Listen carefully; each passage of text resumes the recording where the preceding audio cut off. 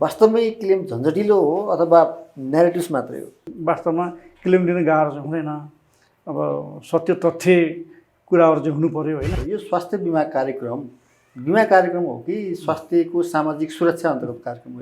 यो स्वास्थ्य बिमा चाहिँ बिमा नभइकन यो सामाजिक स्वास्थ्य सुरक्षा हो।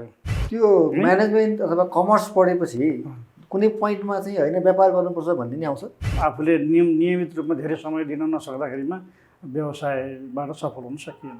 म एक कक्षा नपढिकन सिधै 2 कक्षा भर्ना भएको। त्यो ठ्याक्क पहिलो दिन म एजेन्ट हुन्छु भनेर घर गएको दिन परिवारको सदस्यको प्रतिक्रिया चाहिँ कस्तो थियो? मैले त कस्तो भने साना नर्सरी केजीका विद्यार्थीदेखि लिएर अब मास्टर लेभलका विद्यार्थीहरूसम्मलाई अध्यापन गराएँ है। तालिम लिएर लाइसेन्स लिएर बस्दामा के हुन्छ र?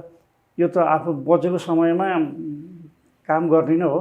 त्यो बिचमा हजुरले कतिवटा जति पोलिसीहरू बनाउनु होला अन्दाज गर्न सक्नुहुन्छ? त्यो मैले आफूले चाहिँ 1500 पोलिसी चाहिँ सेल गरेको छु। बचत भन्दाखेरि त बैङ्कको ब्याजसँग तुलना गर्ने भयो। यता आउने बोनस, बिमाबाट आउने बोनस र बचत यता बैङ्कबाट आउने ब्याज हिसाब गऱ्यो भने बैङ्कको धेरै माथि पुग्छ। किनभने आज 2 पैसा जगेर्ना गरेर जोगायो, सेभिङ गऱ्यो भने भोलिको लागि पनि हो। क्लेम भनेको चाहिँ इन्सुरेन्सको मुटु हो क्या। धेरै व्यक्तिलाई चाहिँ कस्तो हुन्छ भने यो जागिर खायो भने पढाइ बिग्रिन्छ, पढ्यो भने जागिर खान सकिँदैन भन्ने छ।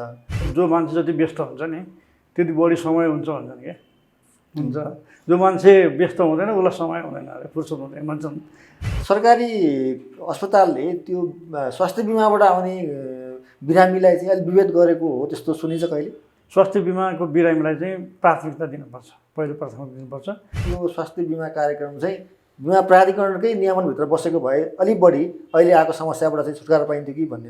राज्यको जिम्मेवारीभित्र पर्ने कुरा चाहिँ अब बिमा प्राधिकरणको अन्डरमा बिमा प्राधिकरणले नियमन गर्ने गरेर बस्नु मिल्दैन। पढ्नु कुरा पनि तनाव हो, पढाउनु पनि तनाव हो। एक खालले मान्छे चाहिँ तनावमै बसिरहेको हुन्छ। यो तनावबाट चाहिँ बाहिर आउनलाई त्यो रिल्याक्स गर्नलाई चाहिँ के गर्नु छ? जीवन त के अनिश्चित छ नि त होइन। कुनै घटना परिघटना त भनेको त बाजा बजार त आउँदैन नि त।